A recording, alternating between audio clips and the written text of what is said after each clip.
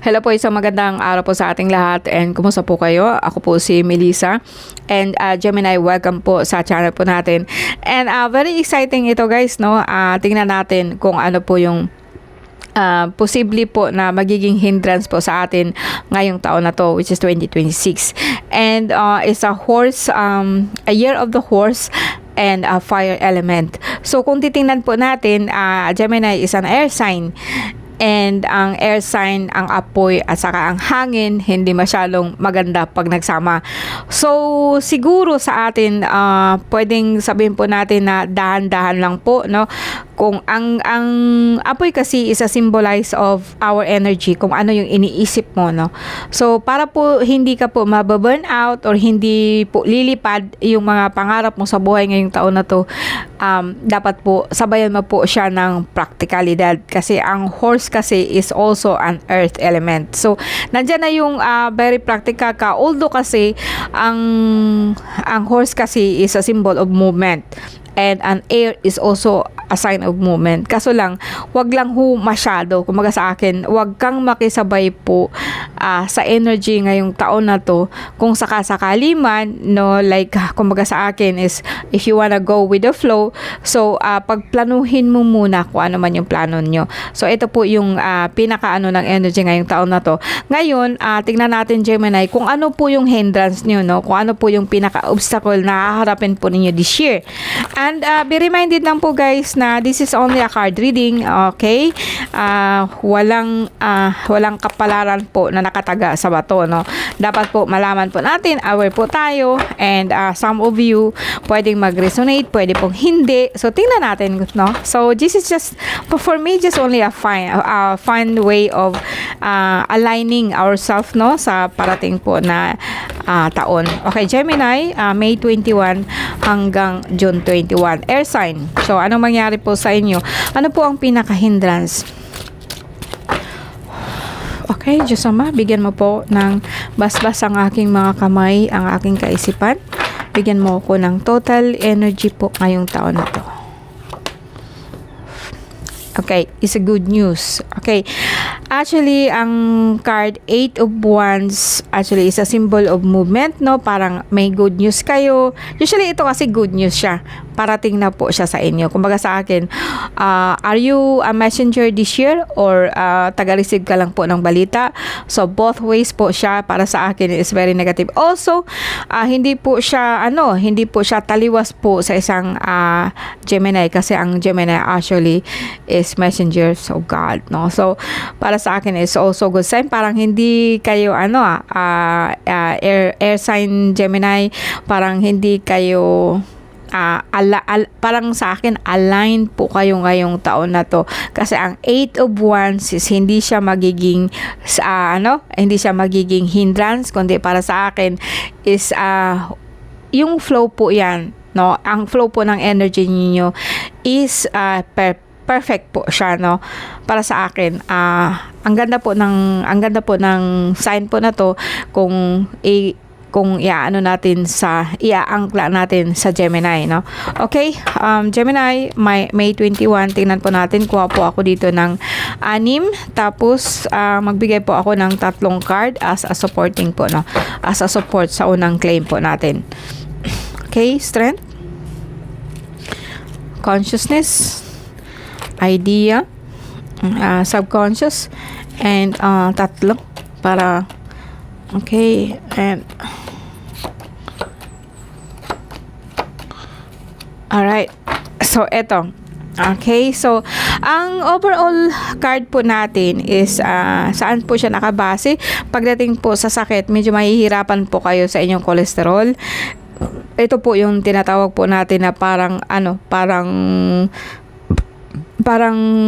yung bagang hindi kayo masyadong ang dugo ninyo hindi masyadong gumagalaw, no? Pero other than that, wala po akong makikita bukod lang po sa minsan makita natin na bumababa yung pulang dugo ninyo. So more on say that nasa dugo po ang magiging problema ng Gemini ngayong taon na to pagdating po sa sakit. Now, overall po guys, no, ang unang lumabas po sa atin is the Judgment. Okay, judgment, no? So ito yung kumbaga sa akin, number 20, Major Arcana, which is saying po na para sa akin mga kaluluwa. Ito kasi isa symbol ng kaluluwa. May nakikita ka pa kayong krus sa gitna and malaking anghel. So, mayroon pong mensahe. Actually, ang judgment at saka 8 is almost magkatugma po siya. Kaso lang, magkabaliktad lang po. Ito kasi is Minor Arcana, which is saying po na mga balita, na mga news po, depende po kung ano po ang parating, no? O kung ano po ang binabalita niya. Now, ito, pag titingnan ko itong dito, here, which is searching para ito kasi is mostly sa atin. Okay, parang hinahanap mo na po kung sino ka, kung ano pa talaga ang energy ngayong taon na to, may Diyos po ba talaga, no? Kasi mag-symbolize po kasi ito tayo, no? Ito itong mga kaluluwa na to na ibig sabihin yung mga puso natin nagtatanong na talaga sa Gemini kung ano po talaga ang pagkatao po natin. Nagtatanong na ho kayo kung saan ho kayo, parang pakiramdam po kasi ninyo is like nakakulong kayo, natatrap po kayo sa isang sitwasyon and you are looking for a way out.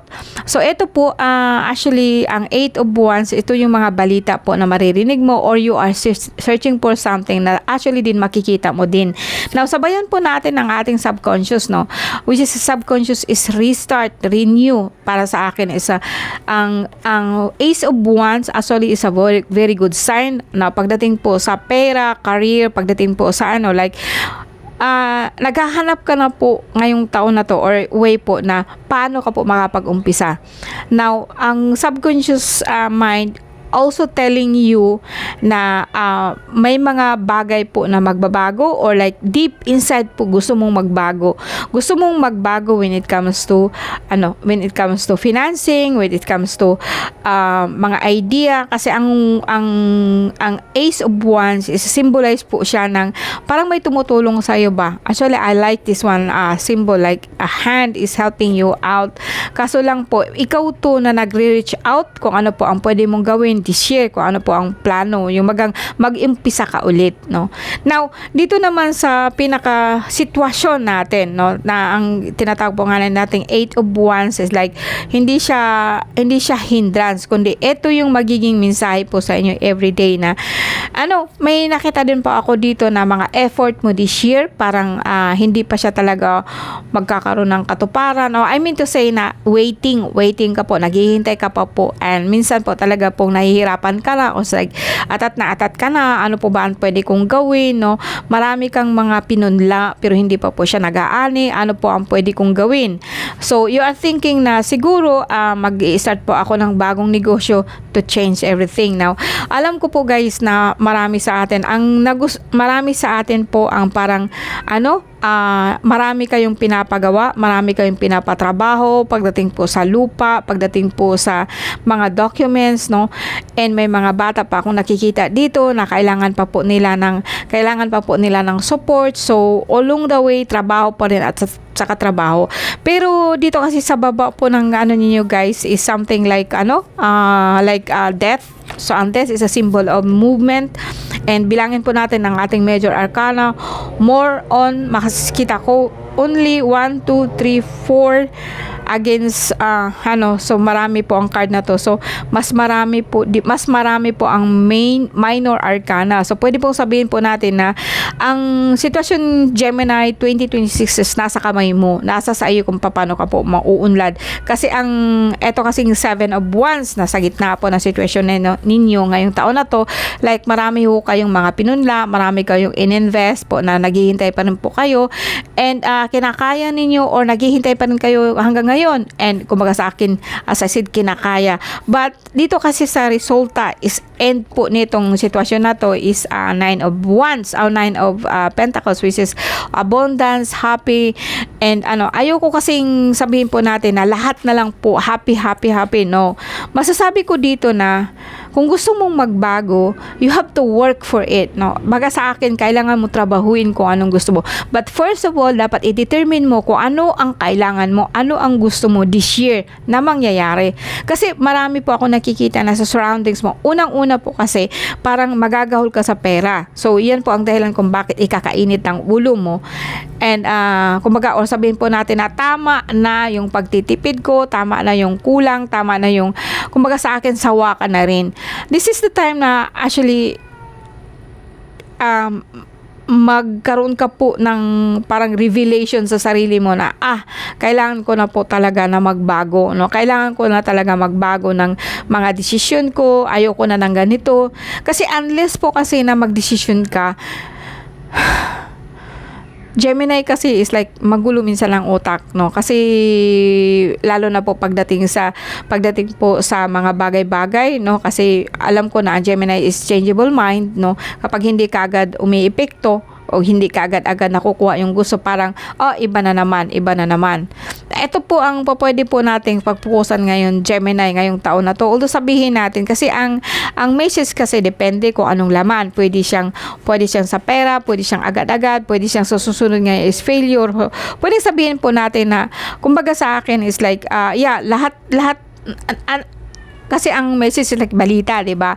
So ano ba ang laman ng balita? Is it good news or is it bad news? So depende siya kung ano ang kasunod. So ang kasunod po natin is just like is also a good news. So ibig sabihin po na magkakaroon po kayo ng idea this year na panimula, like say magninegosyo kayo simula, and although alam ko na ang kasusunod is 8 of Wands, 4 of Pentacles, and Knight of Sword is just like gusto mo sanang simulan pero ikaw na rin po ang magsabi, you're walking away, parang ikaw na rin po mag-decide, kulang ako ng pera, and then yun ay ikagagalit mo. But kung titignan ninyo kasi, bago ho kasi kayo makapagsimula ng mostly sa atin guys na mga ordinaryong tao, no? Wag na yung mayayaman, mga ordinaryong tao lang, no? Ang iniisip kasi natin, kung magkaroon tayo ng kapital, saka tayo magninegosyo, it's a wrong thinking, it's a wrong mindset, no? Kasi alam niyo kung bakit. Sasabihin ko sa inyo guys, marami pong mga OFW na umuwi sa Pilipinas po, nagsimula ng negosyo, and then halfway to it, hindi nga sila halfway, wala na po, tapos na po yung negosyo na, bankrupt na po. Alam niyo kung bakit? Kasi ang negosyo po kasi is not about money, it's about your consistent. Kahit po wala kang pera, pagsisimulan mo siya lang paunti-unti, roots, kailangan mo talaga po ng masasabi po natin na yung pundasyon sa negosyo mo. Pag-aralan mo siya, no? And kung like say link yung mga tao na saan ka uuwi, yung mga tao na nandiyan sa paikot mo, pag-aralan mo. Yun ang tamang diskarte pagdating po sa negosyo. Hindi yung magtatanim ako dito ng, let's say, magsimula ka ng karinderya, and then actually hindi mo nga alam kung sino ang client mo. Actually hindi mo inaalam dito kung ilan pa yung mga nandito. But most of all is just like, kaya mo bang magluto or mag-consistent po na magluluto po araw-araw para po sa karinderya mo? Kasi sabihin natin, kukuha ka po ng magluluto. Yes, fine, pero kailangan mo po ng extra. Sa akin kasi is just like, ang negosyo kasi is hands-on. So kung sabihin po natin na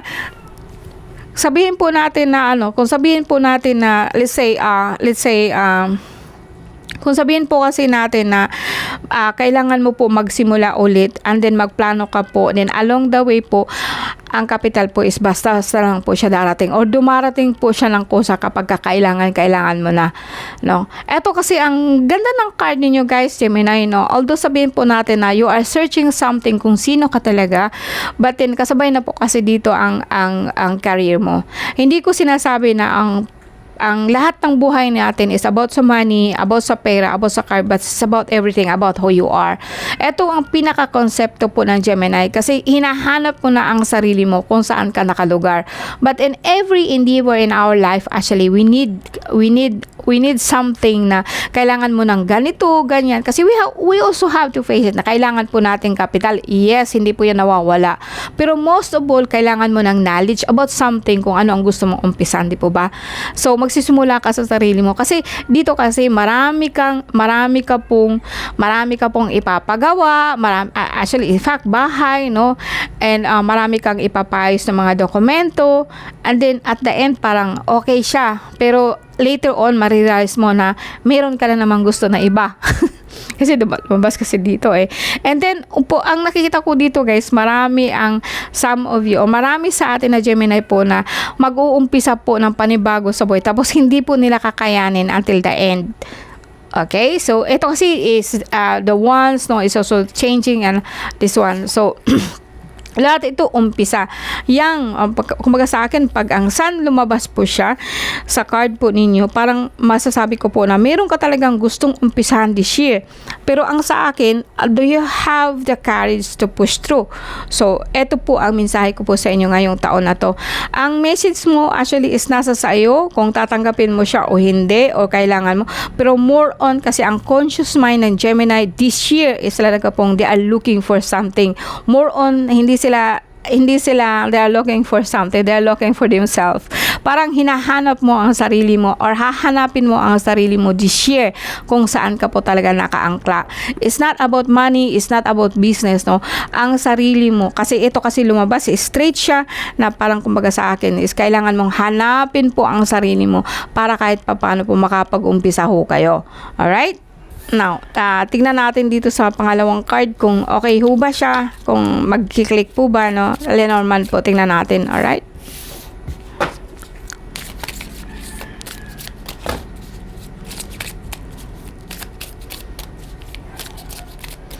Gemini, May 21 hanggang June 21. Gemini, air sign, 2026.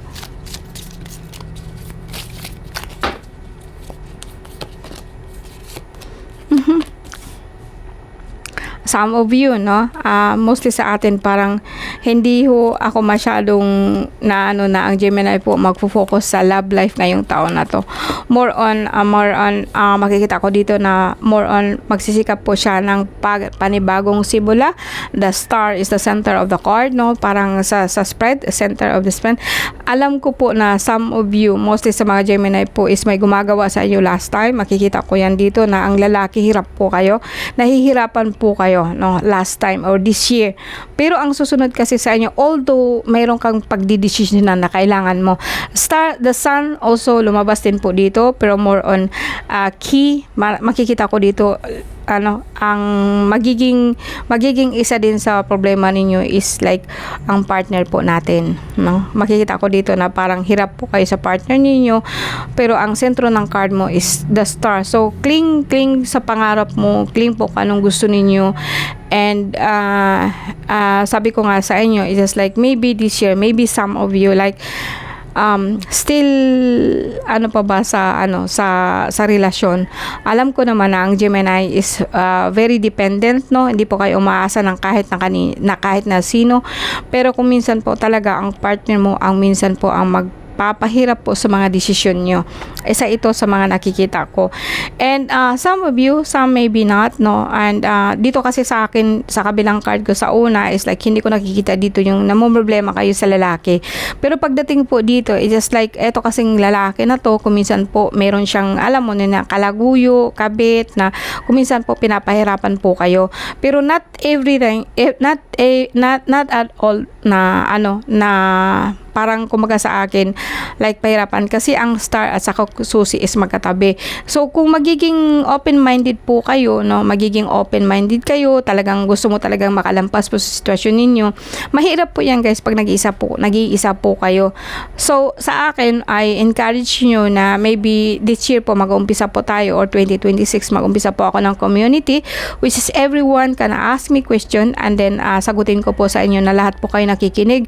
Bawat isa po sa inyo is I value your opinion and ang experience po. Kailangan po natin kasing magkaisa, kasi ang Gemini po actually, you are actually the messengers of God. So hindi lang po kayo basta-basta po na masasabi po natin na you are yung bagang hindi ka po simple, no, isang simpleng nilalang ang mga Gemini, kasi usually meron ka pong marami ka hong mga kakambal, kaya po actually parang hinahanap mo ang sarili mo talaga.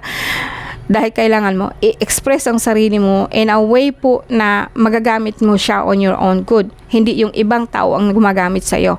Alright, yan po ang mensahe ko sa Gemini po ngayong 2026. Tingnan natin kung ano po ang mensahe po ninyo or life message po. No, isang card lang po ito. I am light. Okay, so eto, basahin ko po sa inyo. Ang ganda po ng mensahe po nito. The light within me shine brightly, surrounding and protecting me. I remain joyful and radiant no matter the circumstances. Like a diamond, I reflect my true splendor and embrace my worthiness as a divine being. So you see, mostly sa mga Geminis kasi nalilito ho kayo kasi kuminsan kasi ang dami kasing pumapasok sa inyo dahil hindi mo pag-aari po ang pag-iisip mo kuminsan kasi marami kang mga kapatid sa katawan na minsan nag-express din po na kanilang adhikain, ngayon nasusuppress po sila. That's why para kang natatrap, and ito po ang dahilan kung bakit nahirapan po ang isang Gemini po na mag-grow spiritually.